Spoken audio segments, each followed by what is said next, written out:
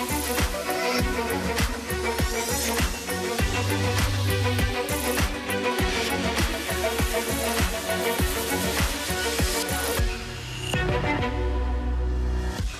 morning, it's Monday the 27th of April. I'm Maret Gwyn and you're watching Europe Today, your daily dose of morning news and analysis live here on Euronews. Coming up today, the US's acting Attorney General says President Donald Trump and his officials were likely the target of the shooting during Correspondents' Dinner in Washington on Saturday night. The suspect has been named as 31-year-old Cole Thomas Allen. And Iranian Foreign Minister Abbas Araghchi is headed to Moscow for talks with President Putin amid uncertainty over the future of negotiations between Iran and the US. Meanwhile, Hezbollah and Israel are accusing each other of violating the ceasefire in Lebanon. We speak to Lebanon's Minister for Tech, AI and Displaced Persons, Dr. Kamal Shahadi. Also, Hungary's Prime Minister-elect Peter Magyar is headed to Brussels on Wednesday for talks on unlocking billions of euros in EU funds, saying there's, quote, no time to waste. Magyar is also expected to review Hungary's plans to tap into cheap EU defence loans, plans submitted by the outgoing government over corruption concerns. But we start this morning with the latest from Washington. The White House says that the suspected gunman who charged past security during a press dinner on Saturday night was targeting Trump administration officials. This is what Trump had to say after the incident. This is not the first time in the past couple of years that our republic has been attacked by a would-be assassin who sought to kill. They seem to think he was a lone wolf. The people that do the most, the people that make the biggest impact, they're the ones that they go after. They don't go after the ones that don't do much because they like it that way. For more, our US expert Stefan Grober joins me in the studio. Good morning, Stefan. Good morning, Marit. Great to have you. Listen, these were dramatic scenes on Saturday evening. By now, what do we know about the gunman and also about his motives? Well, first of all, the suspected gunman, a teacher from California, will be arraigned today, which means he will appear in court. As for his motives, as you indicated, he wanted to shoot officials of the Trump administration and Trump himself. That is according to investigators who combed through his messages. And the White House Correspondents' Dinner would have been the perfect location to do that. This is the most important social event on Washington's political calendar, bringing together top politicians, cabinet members, of course, the president himself and the media, a sort of celebrity roast where both sides playfully poke fun at each other and also, and that's very important, praise the work of the free press. And here's the thing. Donald Trump doesn't like the work of the free press. He doesn't like the freedom of the press. Remember when he said that the press is the enemy of the people during his first term. And it was the very first time that he participated in this Washington institution. And today he routinely insults reporters because he doesn't like the questions they're asking, especially female reporters. He has sued media organizations because he didn't like what they were publishing, broadcasting, or writing. And even after Saturday's incident, he accused journalists of being biased and being, and I quote, almost one and the same with the Democratic Party. And he accused them of being weak on crime. Now, because of Trump's fraught relationship with the press, this White House Correspondents' Dinner was supposed to be almost like a new beginning. Marit. And Stefan, today we have King Charles, Queen Camilla of the UK going on a state visit to the US. Right. Can we expect any changes in terms of security given what happened over the weekend? Well, there is already maximum security in place. I guess there will be more vigilant. This is the first time Charles will visit the United States as king. And it's the first British monarch to visit the US since the Queen accepted an invitation by President George W. Bush in 2007. That's 9 years ago. Officially, the visit will mark the 250th anniversary of America later this year. There will be a state dinner. There will be an address by the king before both houses of Congress. Now, Historically, both countries enjoy a special relationship that has become very complicated recently. Now, first of all, the king himself is a very strong advocate of climate policy, something that Donald Trump considers a hoax, and that he's now rolling back dramatically. Then the Trump administration and the Labour government of Keir Starmer are not on good terms. There has been a very public dispute over the Iran war, over NATO, and even over the Epstein files. Remember, the king's brother, Andrew, fell into disgrace after it came out that he was on very close terms with Jeffrey Epstein. And Starmer, had faced calls to resign because he had appointed Peter Mandelson, the ambassador to the US, also a close friend. So plenty of points Epstein. of tensions there, Stefan. We will, of course, be keeping an eye out for that visit during the day, but thank you for that update. Now, a Pentagon memo which leaked last week suggested ways in which the US might punish its allies for failing to aid its war on Iran. It included proposals to suspend Spain from NATO after the government in Madrid denied US use of its bases to attack Iran.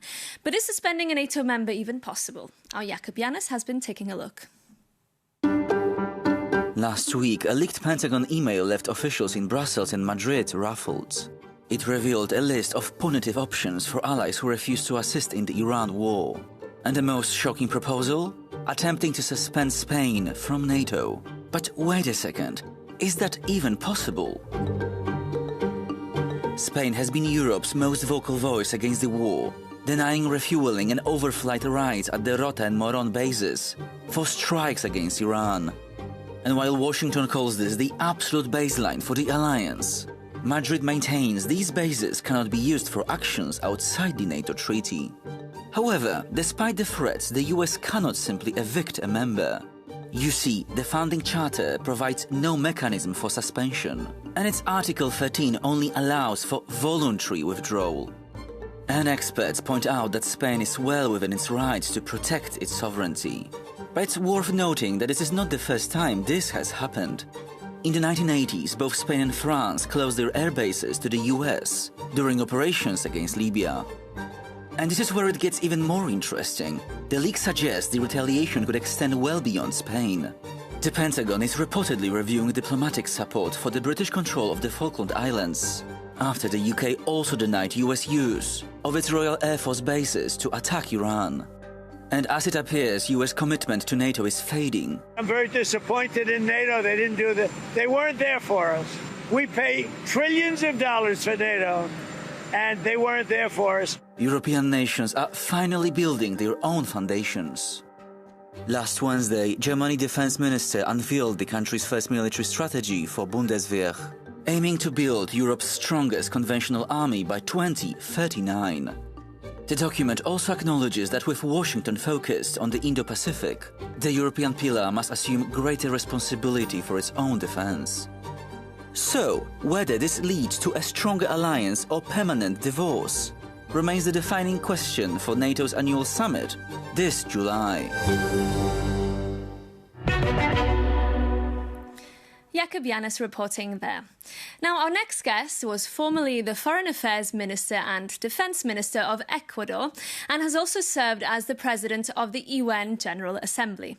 Maria Fernanda Espinosa is currently the President of the Cities Alliance, a UN initiative to reduce urban poverty and promote sustainable cities. And she joins me this morning in the studio. Really good to have you here with us in Brussels. Welcome. Thank you. Thank you for having me. Now, your name is often mentioned as a potential successor to the UN Secretary-General, Antonio Guterres, but it is an institution that's facing a real historic challenge. Funding cuts hitting hard, but also the US President establishing a parallel institutions that some believe is an attempt to supplant the UN. Can the institution survive this crisis?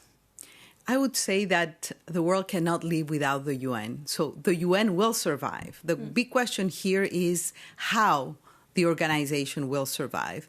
And I think that the shorthand for that is reform, transform, or die. No, and it's an organization that it's, as you mentioned very well, facing financial and liquidity crisis.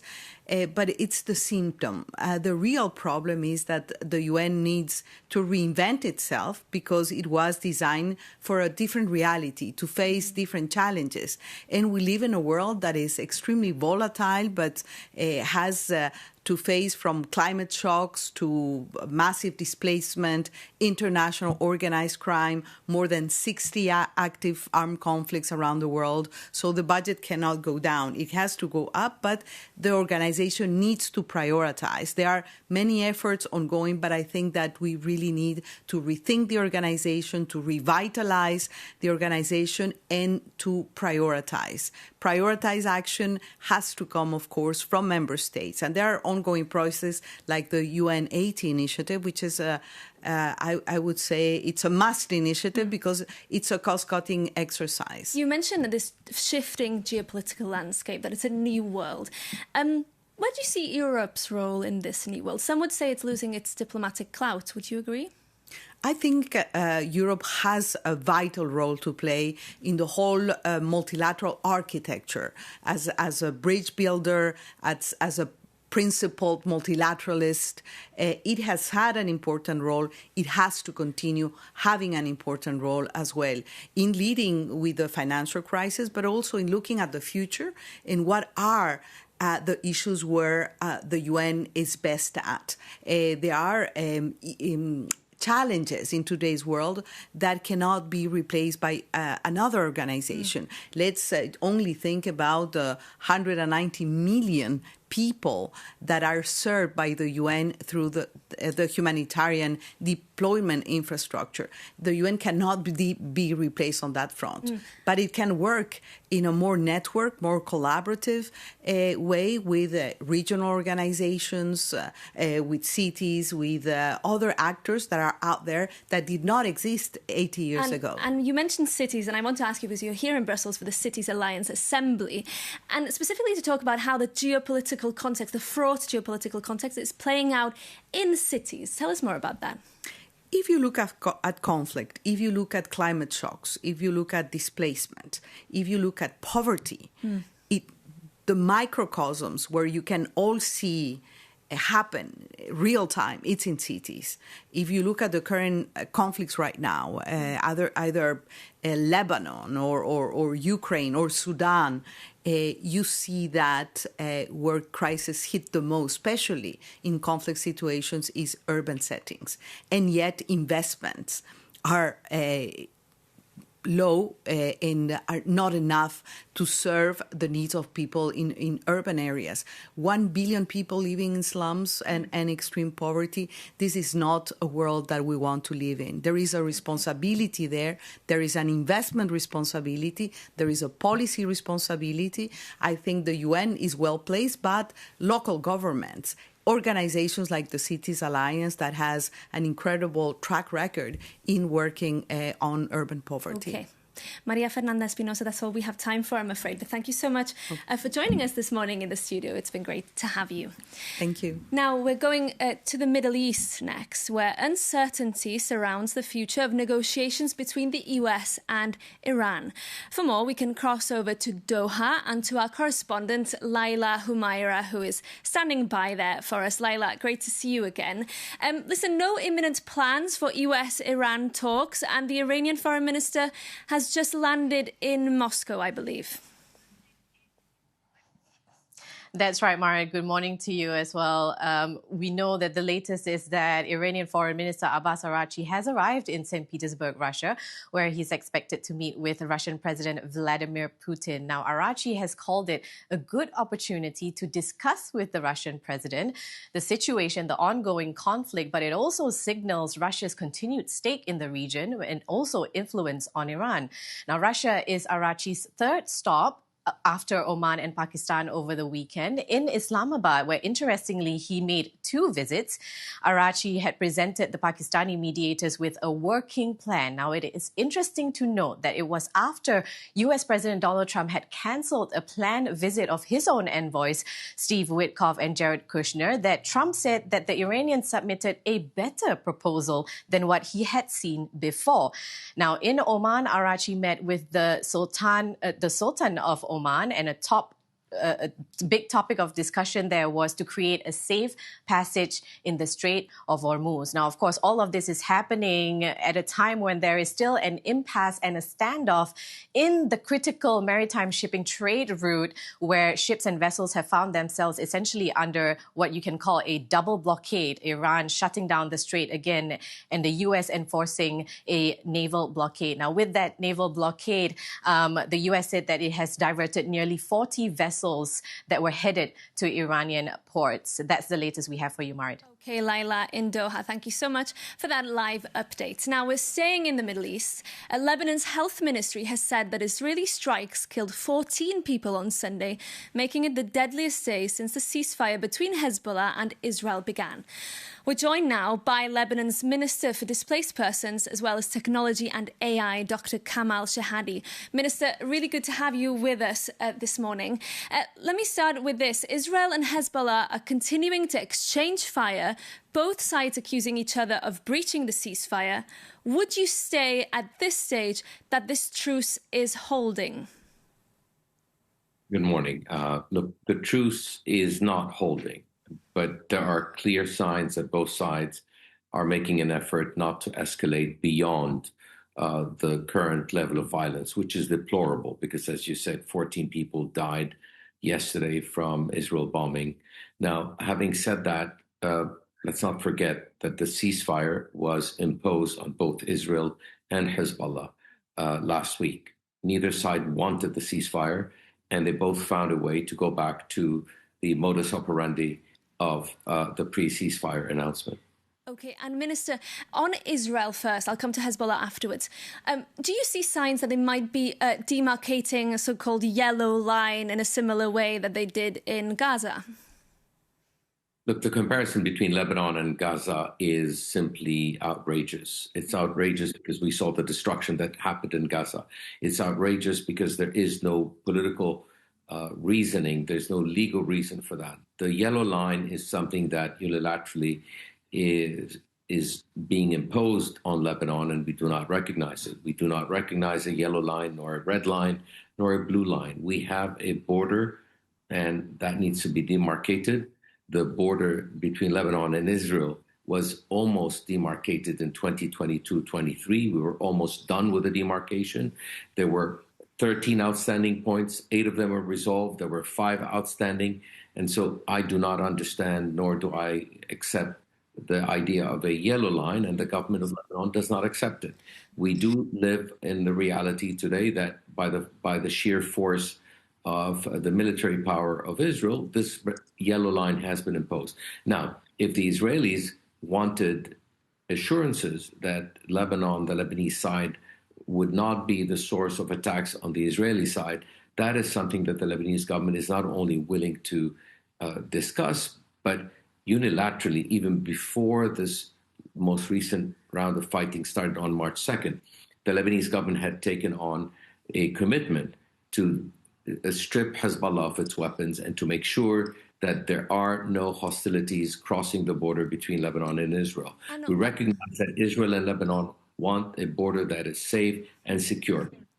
And briefly, Minister, just to close, I do want to ask you about Hezbollah. You mentioned the importance of the group laying down its arms. What leverage do you have as a government right now to make sure that that happens?